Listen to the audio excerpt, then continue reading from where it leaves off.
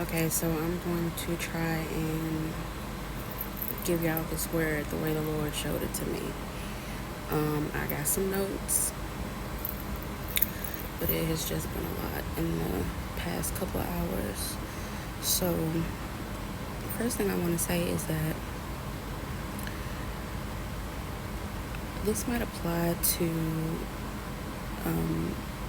you, what I'm about to say, but take it as it applies. Lately, and I mean a lot lately, I've been seeing a specific Disney character a lot, and hear me out. I remember vividly when I first met my God ordained spouse in 2021, that he said this was his favorite character. I'm not gonna say who the character is because it's just gonna give away too much. But anywho, he said this was his favorite character, and lately, so much lately, I've been seeing this character everywhere. And I did not understand why I kept seeing this character. Not only was I seeing this character, but I was seeing this character's love interest, the girl version of this character, a lot. And I just had to ask God in prayer tonight what it meant, what he was trying to show me with me seeing this so much. Anyway, along with that, I was shown the word Chronos on a TV show I was watching today, and was led to look up the definition of Chronos. And it is a sequential time that moves forward in a methodical or well-planned manner. Then I was led to look up 5550 in the Strongs, and the Greek means time, a particular time, season. The usage says it refers to a measurable period or duration of time, often used to denote chronological or sequential time. It is distinct from the Greek word kairos, which signifies an opportune or appointed time. In the New Testament, chronos is used to describe the passage of time, the duration of events, and the general concept as it unfolds. It also said the understanding of time in the biblical context also reflects the Jewish perspective of history as a linear progression towards God's ultimate plan. So after all this, I'm talking to God and I'm like, God, you got to be more clear. You got to be direct with what you're trying to tell me with all this information. So, as I say this, my Bible is open, but as I say this, the page is flipped to Luke chapter 15, verses 11 through 32. Now, if you know, you know, this is the story of the prodigal son. So then I was like, oh, okay, God, that's what you're saying to me. All right, so with the revelation that I received, I'm going to be speaking to two groups. And with both groups, whether you are in group A or in group B, you are dealing with a prodigal spouse.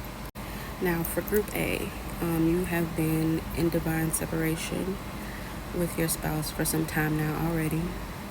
You've dealt with time passing.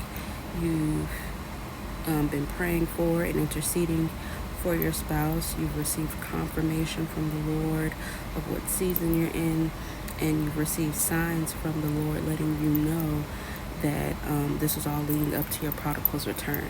And you are now closer than you think to the point where God intervenes and brings forth you and your prodigal spouse's union. And that goes back to you seeing things that pertain to your spouse, to your prodigal spouse. It can be anything for you. For mine, it was this Disney character. This is something that my spouse was interested in, and it reminded me of him. So it could be anything that you've been seeing recurrently in regards to your spouse that is kind of letting you know that their return is coming soon. It's leading up to their return. Now I'm speaking to Group B. You have just entered into divine separation from your prodigal spouse. And those of you in this group, you have to endure the process. You have to let the time pass before it's time for God to bring forth you and your prodigal's reunion. During this time, you have to do the praying, interceding, and standing in the gap for your prodigal. During this time, you have to sit at the feet of the Lord and receive words and confirmations from Him, leading up to the time where God does bring this forth and your prodigal returns. And something else that I want to mention is that chronos, the word that I was shown, it's used to describe time as we experience it. So the way God spoke to me through this was Him saying that you had to, or have to, depending on what group you fall into, go through the process and the passing of all the time to be prepared and be ready for this purpose, this marriage promise, according to His plan. There has to be a process. A certain amount of time needs to pass, and there needs to be a sequence of events and things that lead up to the return of your prodigal and your reunion. And it's all according to God's ultimate plan, which is the promise of marriage that He gave you, the promise of kingdom marriage.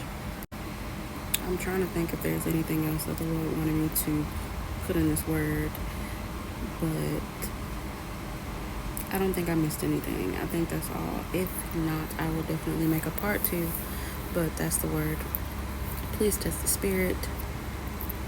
Please take this word to God in prayer to get confirmation, to know if this word is for you or not. And y'all be blessed.